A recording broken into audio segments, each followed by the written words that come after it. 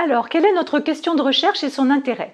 Les gares subissent des transformations majeures sous l'effet de la croissance des mobilités et de la digitalisation. Si ces changements enrichissent l'expérience des usagers, ils modifient également les flux de voyageurs. Notre recherche se concentre sur l'expérience des voyageurs réguliers face à ces transformations, notamment dans un contexte de tourisme domestique, c'est-à-dire national, et de télétravail. Nous analysons comment ces voyageurs s'adaptent aux changements dans les gares de nouvelle génération. Concernant notre démarche de recherche, suite à l'observation des servicescapes de 2 gares de nouvelle génération parisiennes qui sont la gare du Nord et la gare Montparnasse, et suite aussi à plusieurs entretiens approfondis avec des voyageurs réguliers, nous avons identifié 3 stratégies d'onboarding mises en œuvre par les individus. La stratégie interactive, la stratégie de routine et la stratégie d'évitement. Nous allons présenter désormais les principaux résultats. Concernant la stratégie interactive, les voyageurs s'adaptent aux changements en interagissant avec le personnel d'accueil,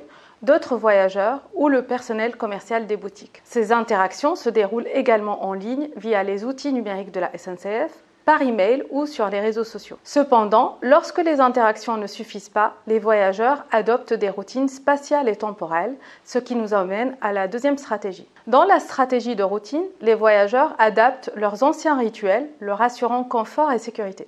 Ils adoptent des habitudes comme le repérage au même panneau indicateur, l'utilisation du même escalator ou la vérification du numéro de quai via l'application. Les achats intégrés au déplacement, comme le passage au kiosque à journaux, influencent leur heure d'arrivée. Les voyageurs préfèrent structurer leur parcours par des étapes prédéfinies, manifestant peu d'enthousiasme pour la flânerie.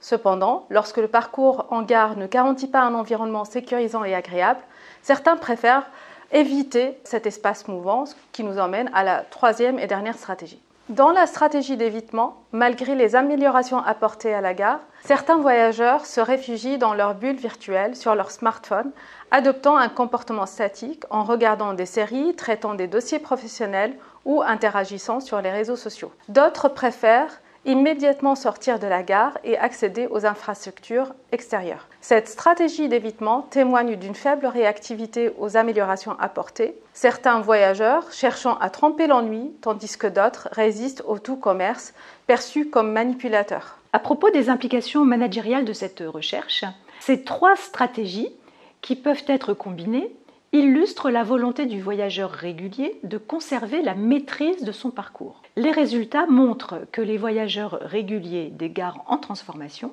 ne sont pas passifs, même s'ils sont parfois statiques. Ils interagissent, planifient leur trajet ou s'en échappent de façon proactive. Il est donc essentiel de prendre en compte cet empowerment des voyageurs pour mettre à leur disposition des espaces gratuits qualitatifs au sein des parcours marchands, qui sont, eux, des espaces indispensables pour assurer à la fois le bien-être des voyageurs et la rentabilité des infrastructures.